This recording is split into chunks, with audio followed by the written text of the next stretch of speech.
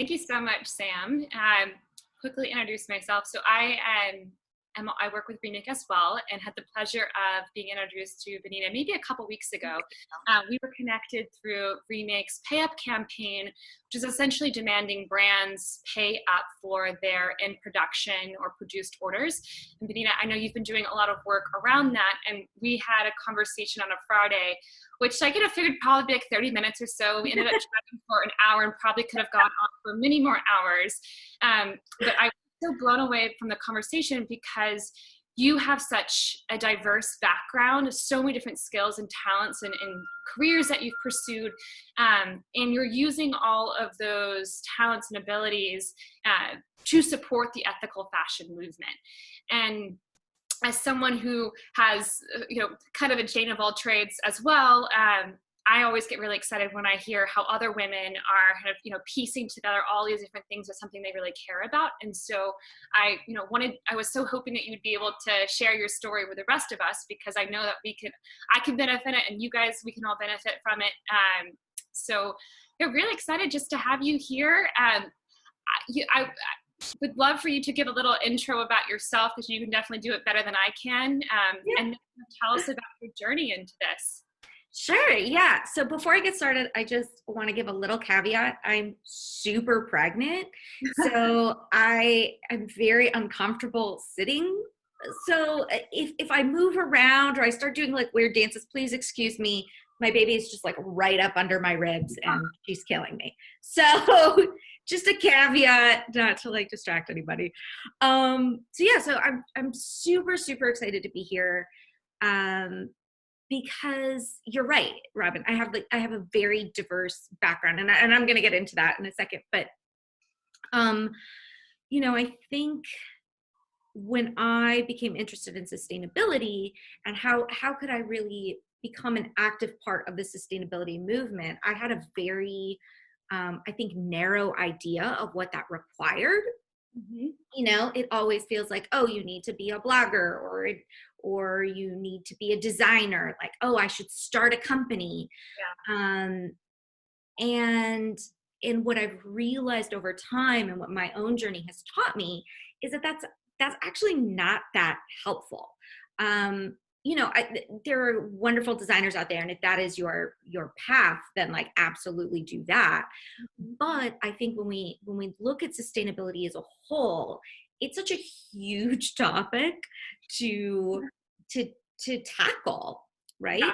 And if we're going to tackle this huge problem, then we need a really diverse set of tools to do that, right? Like, we need so many different perspectives and so many different voices working on so many different solutions. So I think, while, I know a lot of people who, kind of have started out and said, oh, well, there's a problem getting clean water in this one area, so I'm going to start a brand, and that's where we donate money. And like, maybe that's fine, but also, maybe this person has an engineering background. So it's like, well, or maybe they have a marketing background, or they're a musician, right? Like, I think there are just so many different ways to tackle this problem. And I think one of the issues that we can run into is like throwing the baby out with the bathwater, So how I got started, how I got into this. So like Robin was saying, I have a very diverse background. So I was a professional actor for about 12 years. I'd been a performer my whole life, grown up as a dancer and then became an actor, went to college for that, graduated. I worked in TV, and I worked in film, and that was my life. And then around 2008, I got interested in sustainability because I read Elizabeth Klein's book, Overdressed. And that was kind of like my first intro into the world. And I, it was something I cared about, but again, I was an actor and that's what I was doing. So, I kept doing that. And then over time, I became a film producer. So I'm still acting, but I became a film producer. And then I transitioned out of acting into being a film director.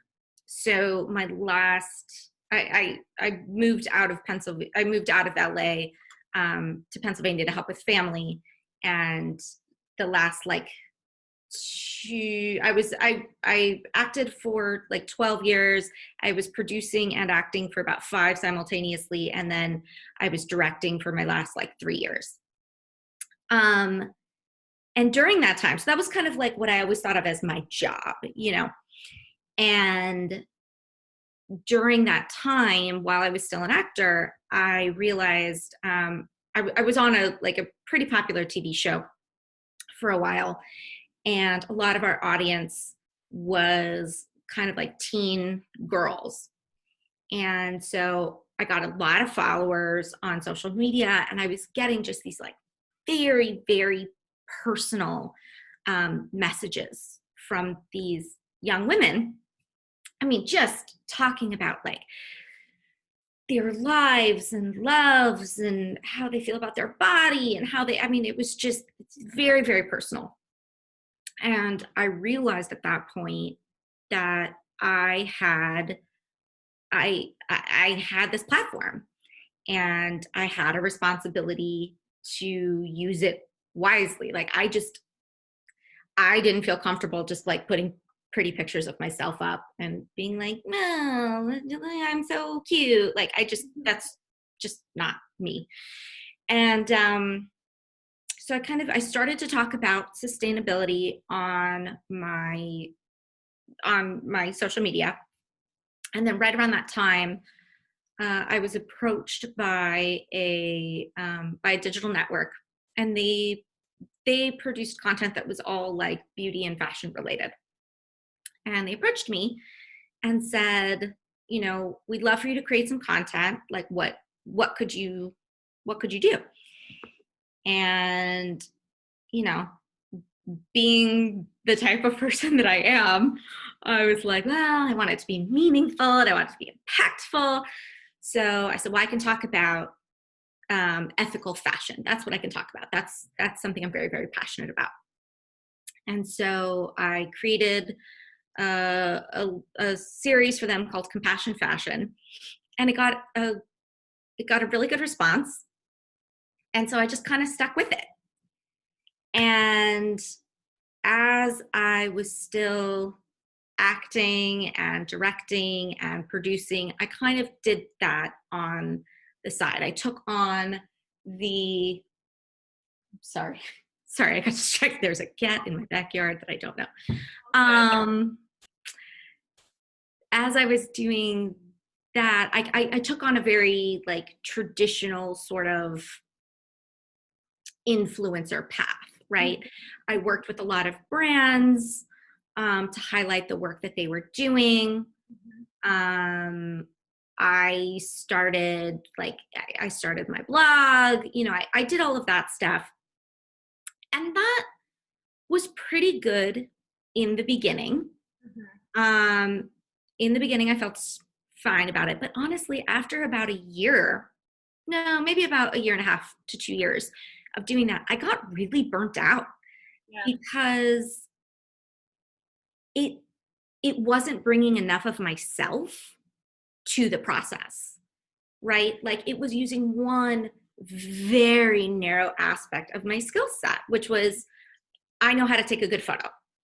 You know what I mean? Like I spent a lifetime in front of the camera. I can give you an angle. Like I can do that in my sleep. And it's a skill set, but it's a very, very small portion of who I am. And so I left so much of myself behind, and I didn't like that. So I sort of stepped away from all of that for about 1.5 years or almost 2 years. I kind of stepped mostly away from everything. At that time, we ended up moving to Pennsylvania to help with family stuff.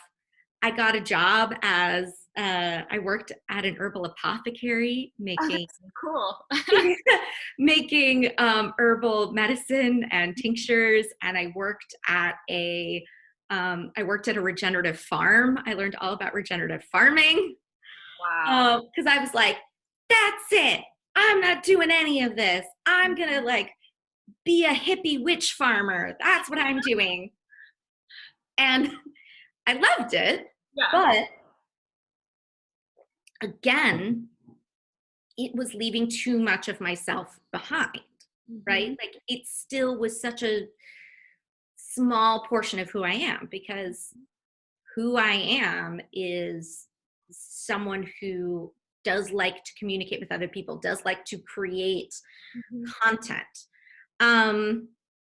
So that sort of has brought me to kind of where I'm at now in my journey, which, you know, I realized that I had to get really, really honest with myself about what skills I actually had and what their value was, right? Like, I think what I did, and a mistake that I see a lot of people make, is that we, if we want to make a change in our lives, we feel like we kind of have to like start over from scratch, right? Like we want these big dramatic changes. And the fact is that who we are and what we do is so important and so vital. And like every little thing that we learn, every skill that we acquire can be applied. And it's really just how we think about it. So I went back and I did this in a very haphazard way. And I recommend people be more intentional about it. And I have ideas on how you can be more intentional about it than I was. I'm very excited to hear these ideas. But, I realized very slowly, too slowly, that every single thing that I had done throughout my life, all those different careers that I had had, really taught me something that I could bring to sustainability. So, I was an actor, and that taught me how to be good in front of a camera and how to be authentic in front of the camera, right? And that's a skill, right? That's hard to do. But I can do it, right? That's a skill that I have. Being a producer, I learned project management. So, for example, I was able to open up a ethical pop-up boutique in Brooklyn last year with a friend of mine that we, ended up running for a whole year. And like, she and I put it together in 2 months, all by ourselves. Whoa.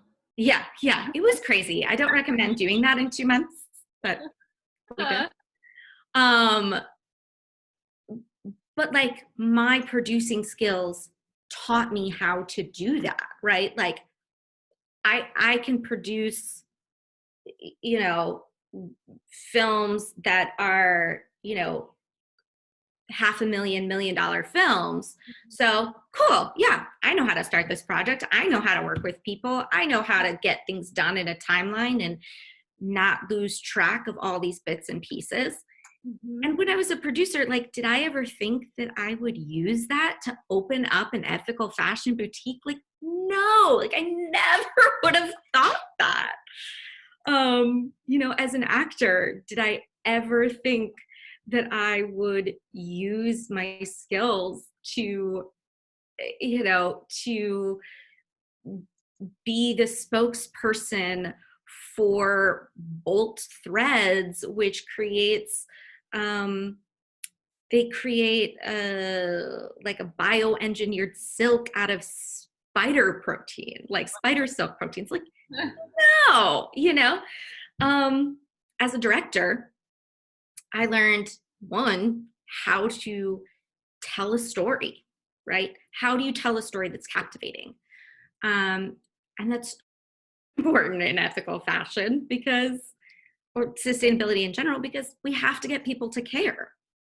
And how do you get people to take care is you tell them a really great story.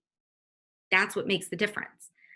I also learned how to communicate with all different types of people, because when I'm on a set, I have to talk to my actors who require one very specific way of being spoken to, but I also need to be able to talk to the super blue collar guy who is running my electrical equipment and, you know, doesn't care about the same things, right? Like, I need to be able to take whatever vision is in my head, and I need to be able to communicate it to literally hundreds of different people who all have different ways of viewing the world, have different ways of communicating, have different ways of hearing, have different interpersonal skills. Like, I need to be able to communicate and be understood by every single one of those people, or the job doesn't get done. Yeah. Yeah. You know, and I've been able to translate that. That's so important, again, in sustainability, because we're dealing with all types of people, right? Like, if we really want to create a world where sustainability is the norm, then, you know, I need to be able to communicate why it's important to my, you know, to my super blue collar father-in-law. And I need to be able to communicate it to, you know, the editor of a fashion magazine and to my niece who's 6. Like, I need to be able to talk to all these different people. You know, and I've been able to translate that skill in, I mean, so many different ways, right? You know, I've been lucky enough to also use my directing skills to direct films and promo videos for ethical brands, right? To help them get their message across. Yeah. It sounds like you've really, you know, you've taken, you know, stock of, you know, here are all the skills that I have. And you've obviously found, you know, you care very much about ethical fashion. It's figuring, okay, how can I use these to, you know, support this goal of mine? And I know you said there were a couple of things that you did to kind of like walk you through that process. I'm curious, like, could you share some of the ideas for, you know, I'm not a director, but like, how could I think about like what skills I have to support this? Yeah, absolutely. So I think the thing, like, when you're starting out to like figure all of this out, there is a way to be more intentional. And I look at it as kind of like a 3-prong process, right? So first, you got to be really honest with yourself about what your skills are and what they're not. And I don't know if anybody else has this problem, but I think my biggest hurdle with that was like, well, I didn't want to talk myself up too much, you know, like, oh, well, that's not a big deal. And well, I can do that, but that's not really anything, kind of dismissing your own abilities. And it's like, oh, well, yeah, I can be in front of a camera, but like, whatever. And it's like, well, no, that's actually not something everybody can do, you know? So maybe you're a really great musician and you're just like, oh, well, you know, I just like play the guitar or whatever. And it's like, no, you could write an amazing song that transforms how people think about things. So I think it's important to honor what your skills actually are and not be afraid of inhabiting those. I think that's so important. I think especially, I see we have a lot of women on the call, and like, I think especially as women, that is like such a thing that we're trained to do, right? Just like kind of dismiss our own amazingness. So one, own that. And then 2, we have to find where the joy is for ourselves. I think that sometimes we're really good at things, but they're not things that we actually enjoy. Right? Yep. uh, And I found that by cobbling these things together, like, even though I didn't do this intentionally, and I really, really encourage people to be more intentional about how they go about it, the way that I found my way to where I'm at now is by following what felt good. Just being like, oh, well, like, I really liked directing this promo video. Huh. Oh, okay. I'm gonna like look at that. That seems fun. And the same thing, like working with brands, I was like, I had to really pay attention to what I was feeling internally and being like, this doesn't really feel good anymore. I don't really like this. mm-hmm. And again, honoring that, right? Like, I think taking the time to internally like listen to what you're feeling and then having the courage to act on it. Yeah. Being like, I like this, I'm going to go for the thing I like. I don't like that, I'm not going to go for that. I'm going to go in the other direction, and letting that sort of guide you. Mm-hmm. And then lastly, looking at those two things, looking at the intersection of, okay, what am I good at and what do I like? And then looking at the whole problem and finding where the whole is. Like, what is the problem that you want to see fixed? Mm-hmm. So, for example, what I do now, mostly, I still use social media a lot to talk about this, but I'm also, I just joined the board of a new nonprofit, and I created this website with some other women in ethical fashion called Support Garment Workers.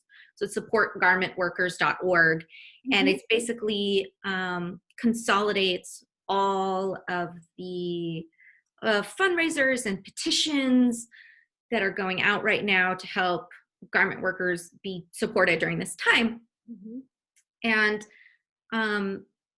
the reason that I first had the idea to start this was because the problem that I had identified that I wanted to see the solution of was there was so much information and so much just kind of digital noise about helping garment workers, but I didn't see a clear path to keep all of them straight. Mm-hmm. Like, okay, who's fundraising and where's that money going and what is their mission? And they all sound so good. So how do I compare them? So I used my producer skills to like bring in this group of women, and we all just like put our efforts together and got it done. Mm-hmm. And so it's about solving the problem that you find. A big hole that I find in sustainability is that it doesn't have, like, the storytelling isn't there as much. And I think it's gotten better over the years, like from when I started.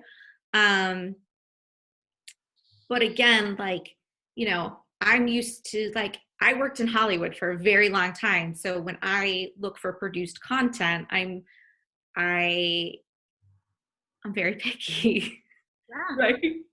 I have a very nitpicky lens. And so I said, oh, okay, well, I know how to make movies, so I'll just do that. Mm-hmm. Right? And even being in Pennsylvania like I am right now, great, I know how to shoot my own content. I know what lights I need. I know what camera I need. I'll just do it myself. Yeah. So I think it's like taking what you know and what you're good at and finding where that hole is that you're dying for somebody to plug, and you be the person that plugs it. I love that. Yeah. And something that you touched on earlier, and Shahira, who's on the call, just mentioned in the chat, is that, when it's coming from an authentic place, when it's something you're really passionate about, it doesn't come off as preachy. And that's, I'm just saying exactly what Shahira said in the chat, and I totally agree with that. And I can feel that, like, when you're talking about this, it's not oh, you must do this. It's more about kind of inviting people into the conversation. And then also something you just said about, yes, you're coming from Hollywood. I know we have several people on the call who are in industries that, maybe they want to be in the ethical fashion space. I am curious, I'd love to get your thoughts on, how you might not necessarily work for, yes, you could work for an ethical fashion company, but it doesn't necessarily mean that's the only way you can contribute. Yeah. And like you were just, I think you're giving some really great examples of how, again, you found that hole and you're making the solution yourself. Yeah, I mean, just to take it back a little bit, another thing that I learned from another one of my weird jobs, right? When I worked at the regenerative farm and at the apothecary, there's this idea of permaculture.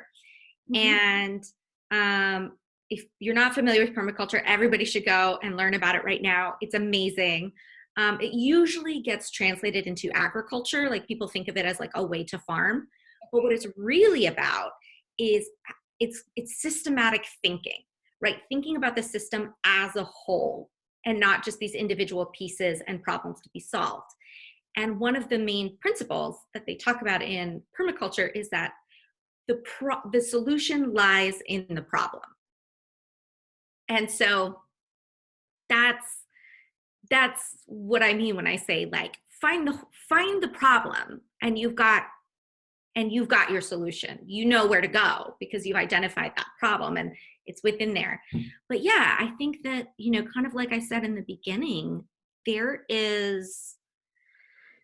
it's sustainability and ethical fashion are huge issues to be tackled. And I would argue that working for an ethical fashion brand is one very, very small part of that solution. And it's great. And we need people doing that. Like, not at all to put anybody down if they want to do that. Like, we need that too, obviously.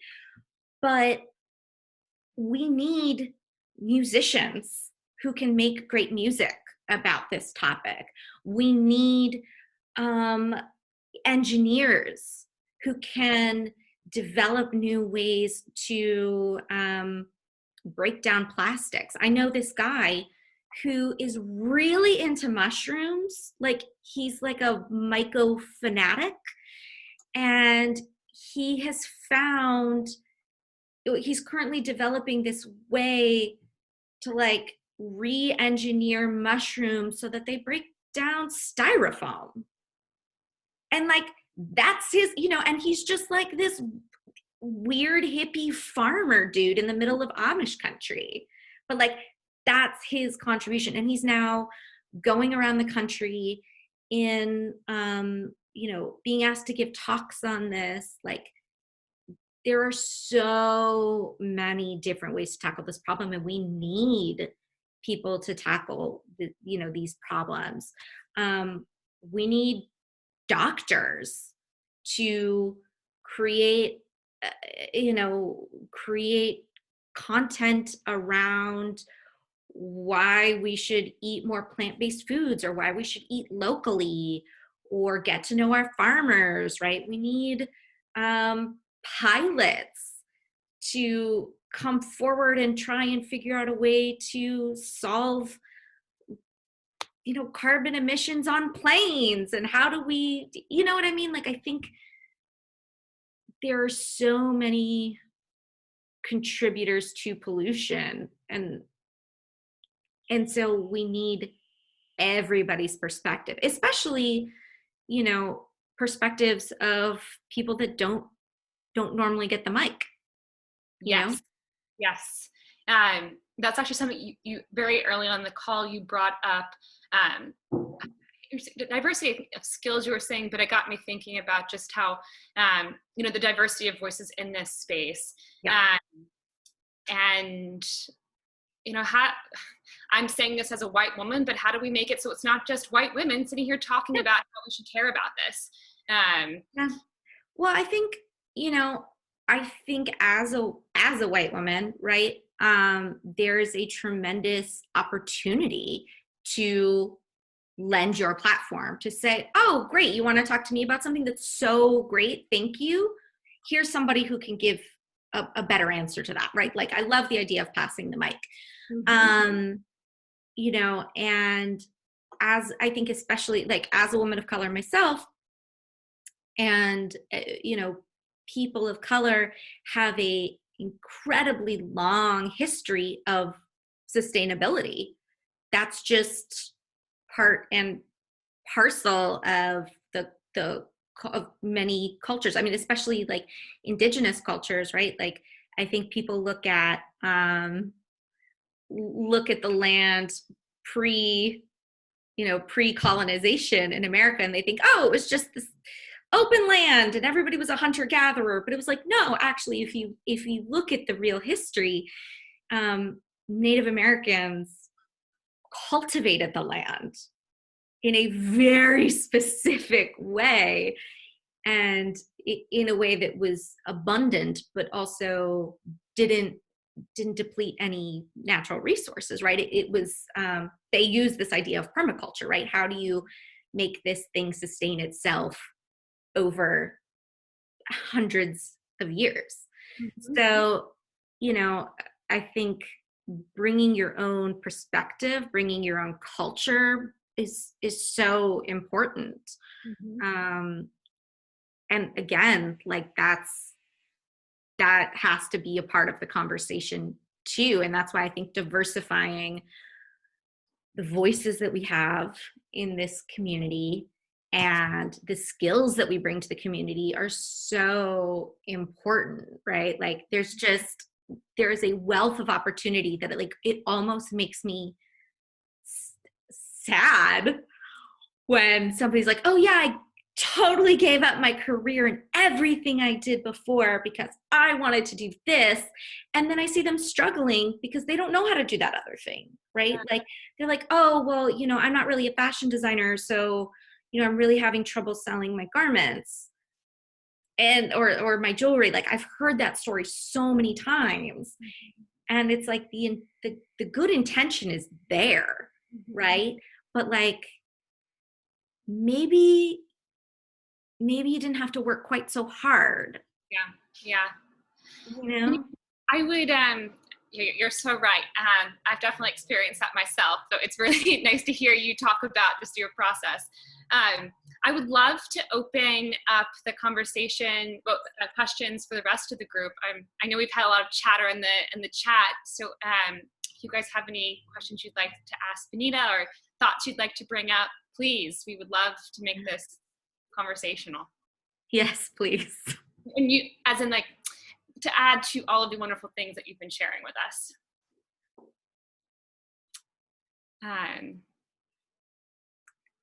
I know, anyone care to mention something? I'll unmute and ask a question. Is that okay? Okay. Hi, Benita. Katie.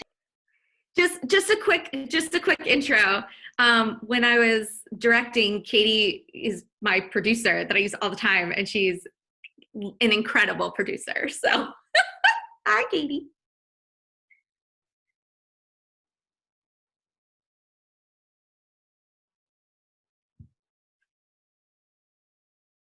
Hey, Katie, you're on mute. We couldn't hear you. I muted myself again. Sorry. I got excited. So yes, thank you, Benita. I'm just super. Oh no. Wait, why does it keep muting? What's happening? Sorry, I don't know what's happening. Maybe if I take my head, maybe that'll work. Okay, let's try again. So what I'm wondering, Benita, is, I'm really trying to do a lot of learning. And I want to know, you mentioned showing up as a white woman, and I want to do more work around environmental racism and around just highlighting the injustices of, that the Karens, we are very much responsible for what's going on in the world. And, we're not the ones affected by it. So just, you know, how can I be doing more work or just showing up better, maybe to highlight, or maybe do you have any resources you could share? Yeah, I think another thing that I've learned has been super helpful is like, how can you, that we don't always have to start from scratch, right? Like sometimes there are people out there that are already doing the work, and that's a great way in. And that's a great way to also test the waters. Are you really good at that thing? Do you really like that thing? So, I mean, Katie, I would say there are really great people in LA that you can connect with. Somebody that's really great is Nature Chola.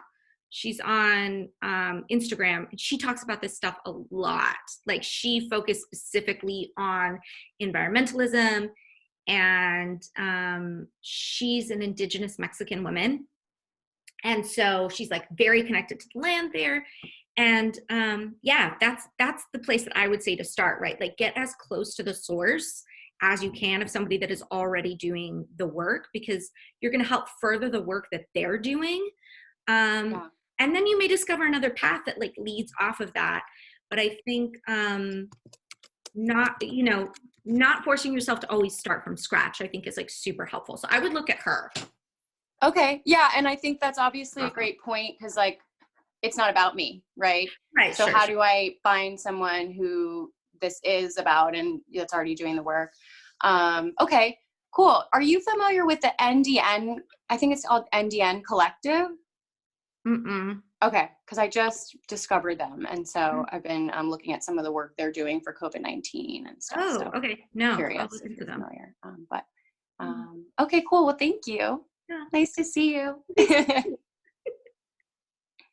I'm going to do a little plug for the Remake Ambassador program, just because, as you can see on this call, like all of the people who are calling in have different, a variety of backgrounds, and people who are working on different and sustainability in different ways, or trying to get involved. And there's a community that's just like ready and excited to connect and do exactly what you were saying, Benita, where it's you don't have to start from scratch. There are already people who are doing things, and I love that, furthering what we're doing so that we're getting further ahead. Any other questions?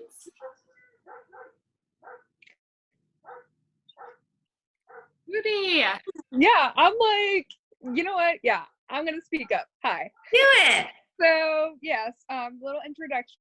My name is Ruby. I've been a Remake Ambassador since beginning of December, I believe. And I love ethical fashion, just learning about all of that. I am a fashion major myself, just learning how to like change the industry. I'm also working in a senior home during COVID-19. So getting all of that done. So I just want to know, like, how can I connect with you guys? Like, if I can like send you an email or like a DM or anything, just like any contact information. Yeah. So for me, I check my DMs. You can definitely DM me. And usually I'll be like, oh, great, here's my email, just because I don't like to like put my email out on Instagram. But if anybody does want to email me, it's just my first name and last name at Gmail. So Benita Robledo at gmail.com. Anybody is email, like, please email me. Like, I would love that. I love connecting with people. And even if it's not, even if there's nothing that we can do together right now, like, I still love to see like what people are into. And like, I think one of the things that I love about the sustainable movement, right, is like it really, it feels like we can all grow together over time. And that's like a beautiful thing. So that's for me. Just flood my inbox. It's cool. Love that. Ruby, we also, I'm not sure if you're aware of this, but we have a Slack channel where remakers can, share different things that are going on. I'm a big fan of the thrifting channel. I saw in the chat you have a lot of, we've got a stylist, I believe, and then we also have some thrifters as well. Something that I have found has been really helpful when I'm connecting with people is if I have a specific question that relies like on their expertise, I find that helps with generating conversations because I'm going to them, because I know that Emily is the works at Alice and Olivia and works in product development. I want to learn more about that. And that's like her area of expertise. So just food for thought, because I think, people are so eager to chat. It's just kind of figuring out, how do we make this a productive and fruitful conversation? That's way better advice than mine. Like, you've given so much great advice. I'm like, I don't know, just send me a DM. So here I had a great question about tips on storytelling. Yes. Can I piggyback on this too? I wrote it and then decided not to write it, but I think it'd be fun if you could answer kind of like, and I know it depends on who you're talking to, but I struggle with explaining sustainability to someone, and to a point where I found myself getting lazy about it, especially since so much of my work is sustainability. And I'm gonna do sustainability. I don't want to break it down for you, but are there certain, like, instead of saying sustainability, especially when you're storytelling people, certain like topics or phrases that you really like to use, so we're not using this word that means anything to anyone at any time, sort of thing? So speaking yeah, those are great questions. So it sort of answers both of the, I can sort of answer both of them with one answer. So the trick to storytelling is that you have to make it personal. And what's hard about sustainability is we deal with these like huge numbers, right? Like with the Pay Up campaign, we're talking about, $3 billion worth of orders canceled in Bangladesh alone.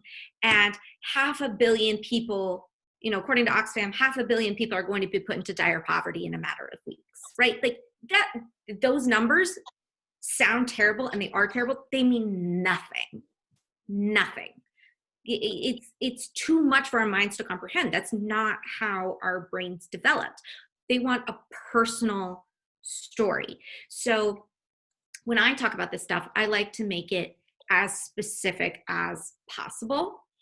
And I like to put a face to it as often as possible. So, when I talk about ethical fashion, I'll usually say, yeah, well, unless otherwise stated, unless you are very specifically buying from a company that somebody, that the company is very intentional about who they, who manufactures their clothes, be like, what brand are you wearing? And they'll be like, oh, I don't know, this is like from the Gap. And I'm like, oh, okay, so like that was probably made by slaves. And they'll be like, well, wait, what do you mean? And I'm like, yeah, that's how the industry works.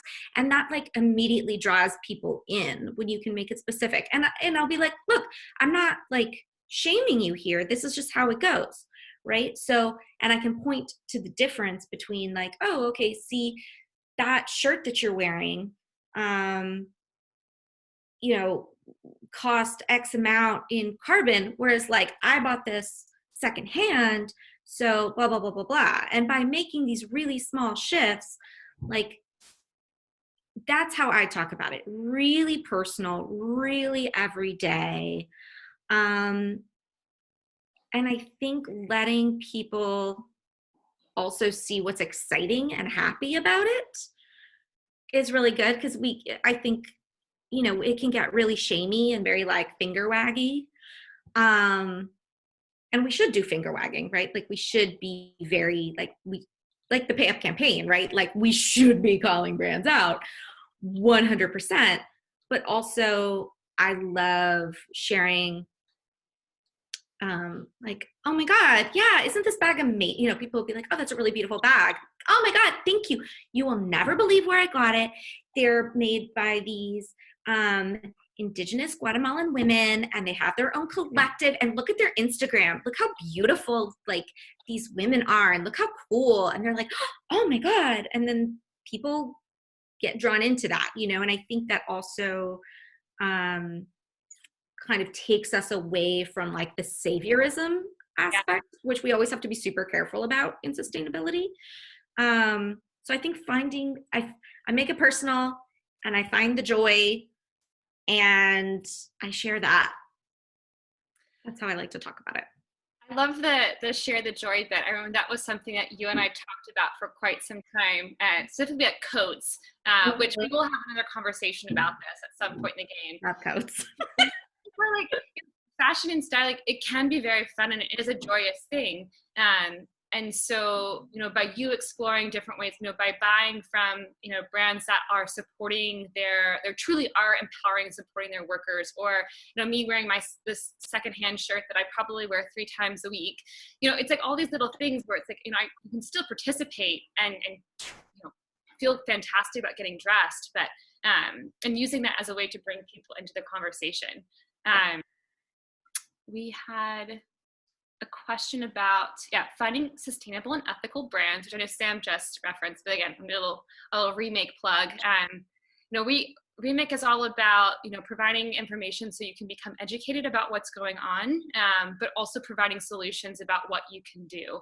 And so part of that is if you are going to buy something new, buying it thoughtfully. And so we have a list of brands that have what we call our seal of approval. These are brands that have embedded to make sure they are doing more to better people and the planet. But, it's not always buying something brand new. Again, it's, thrifting is a fantastic thing, doing clothing swaps. These are all ways that you can participate. And there also happen to, like, going back to what you were saying earlier about, sustainable practices and whatnot, it also happens to be more economical too. Yeah.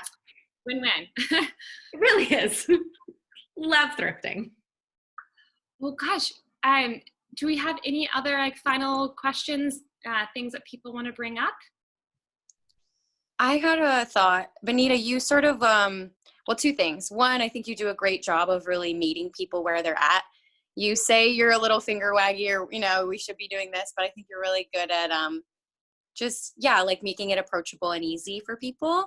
And I've always appreciated that about you. So thank you. It's really helped me learn a lot. But also you just sort of glossed over the pay up thing. And I think you should tell people what you're doing about pay up. Yes. So the pay up campaign, I think maybe Robin and Sam can speak more in depth about this, since Remake sort of got the ball rolling. So actually I'll pitch that to you ladies.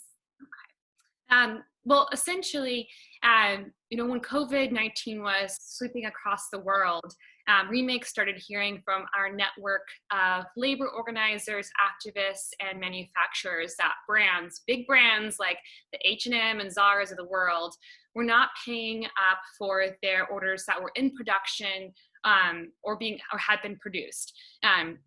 And something I've learned as someone who's outside of that industry and doesn't know the intricacies, what essentially it means is that when brands are placing an order, factories are fronting the material and labor costs, garment workers are putting in the hours, and then these brands are coming back and saying, well, actually, we're not going to pay you. Which is crazy. Right? It's it's crazy, but it's just, it exposes so many things that are wrong with the fashion supply chain. So, Remake knew how devastating this was going to be to garment workers, because if these factories don't get paid, these garment workers aren't going to get paid. And the majority of garment workers are women. And these are women who are, doing the best that they can, but because of the wages they receive are not, they're barely making ends meet. These are women who live in countries where there are absolutely no safety nets. So these brands not paying up would be really, really catastrophic. So Remake launched the Pay Up campaign, which is essentially demanding that brands pay for the orders that they have asked to be produced or in production. It's not asking for a handout. It's simply saying, pay the workers for the work that they've put in, which I think we can all agree, if we do work, we expect to get paid. And what's been really cool is, thanks to the support of women like yourself, Benita, and all of the women everyone who's on this call, we've had 13 of those brands that we have petitioned against pay up. So H&M, Zara, those 2 brands have paid, which is fantastic, which means that 80% of workers did receive their wages in April. Now, there still are several brands out there who have not paid up, brands like Gap, brands like American Eagle, which really kind of irks me because their whole campaign is around women and empowering them. I'm like, why can't you empower the women who make your clothes? But anyway, so my point being that there's still a lot of work that needs to be done. And you can help by, signing the Pay Up petition. Sam just put it in the chat. But also, again, by using your voice, Benita, you did a fantastic job of doing that. You saw that hole. You created that website, and it's your support and the women you brought together has been so helpful to getting this message out there because, it's making it more digestible. People, there's an actionable thing. You can sign the petition, you can donate funds. That's, thank you for the question, Katie. And again, thank you for all the work that you've done, Benita, and everyone else who's participated with the Pay Up campaign. We are so grateful for everyone's support. And I see here, there are a couple of comments or questions in the chat. It's cool if I answer some of those. Oh, yeah. So Joanne says that sustainable brands can be very expensive, and sustainability swerves towards more privileged communities. And like, how can we make it more approachable for everybody? And I love that question. That's actually that was a big factor in why I stopped working with most brands, because I felt like I wasn't really serving my community and the average person that I knew. I was like, if my best friend is not going to be able to go out and get these things that I talk about, like, who am I serving, right? How am I helping? And I think we have to push our understanding of what sustainability means beyond buying new brands, because honestly, I think the most important shift we can make as consumers is consuming less. And that's free. It's not about buying new things. I just started my YouTube channel again after 2 years. And I have a video coming up actually about this, like how do you start? And the first thing is you buy less, you use what you have. And then you go secondhand. And then, really pretty much the only things that I buy new are my absolute basics that I know I'm going to get a ton of wear out of, right? Like my white t-shirts. I have one $50 white t-shirt and I wear that shirt like it is nobody's business. And it's lasted me. I just re-upped it. So like I wore the first one to shreds for like 3 years.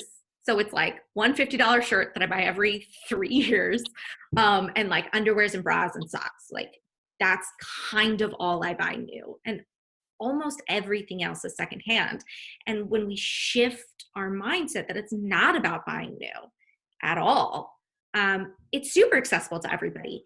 And occasionally you are going to want to buy something new, and that's fine. But because you're not on that constant hamster wheel of consumption, you can afford to maybe save up for that $200 dress, right? Like it might, it takes me a while to save up for it, but it is possible because they're not spending all that money all the time. And then there was one other question that I saw. How to succeed as a content creator influencer while not pushing hyperconsumption. This kind of goes along with what I was saying earlier, which is I think the hard thing is like, it's not sexy to talk about not consuming, right? Like it's not that sexy of a conversation. I think you have to get pretty clear on what success means for you, and what success as a content creator looks like. So for me, I used to use it as a source of income, which was why it was really important for me to work with brands. And I moved away from that. And so I actually still, I have another job. I still direct I still direct for a tech company, like their training videos. So because I don't measure success on like, am I going to be able to use this to pay my bills? Instead, I measure success on, okay, how many conversations can I have about this? How many people do I see changing their behavior? Can I use this content creation as a way to further fundraising initiatives or further somebody else's good work? Like, that's how I define success as a creator now. So I am able to be free from talking about consumption, but I think it really depends on like how you define success. If you're looking to make money off of this, it's kind of, to be honest, I don't know how you do that without constantly pushing brands. And you know, there's nothing wrong with that, right? I know some sustainable content creators that's what they do and that's how they make their living. And it's great because when I do need something new, I can go to them and go to their pages and see, oh, well, okay, great. That is a sustainable toothbrush or whatever. So yeah, I think you have to see what feels good for you. We have gotten so many other great questions, but we want to be conscious of the hour time. Thank you, Benita, so much for sharing your story. Again, I always feel so like light and inspired when I talk with you. Thank you all for joining, for your wonderful questions, for sharing your time. We'll send an email out after this. And again, this is, you know, we'd love for you to follow along with the journey. Follow Remake on Instagram, Remake Our World, follow Benita, check out her YouTube channel. And again, I think that my kind of big takeaway, other than just, you know, finding our own unique way to contribute, it's that we're in this together. And that we've got, like we can see right now, we've got this really amazing community of people who care and are passionate about this topic. And so, like you said earlier, it's like, it's not about starting, you know, going off on your own and starting from scratch. It's like, how can we build and, you know, amplify the work that we're doing? Thank you so much for having me and letting me just like blather on for an hour. I super appreciate it. I so enjoyed it, and I have a hunch everyone else did too. Please keep blabbing. It was awesome.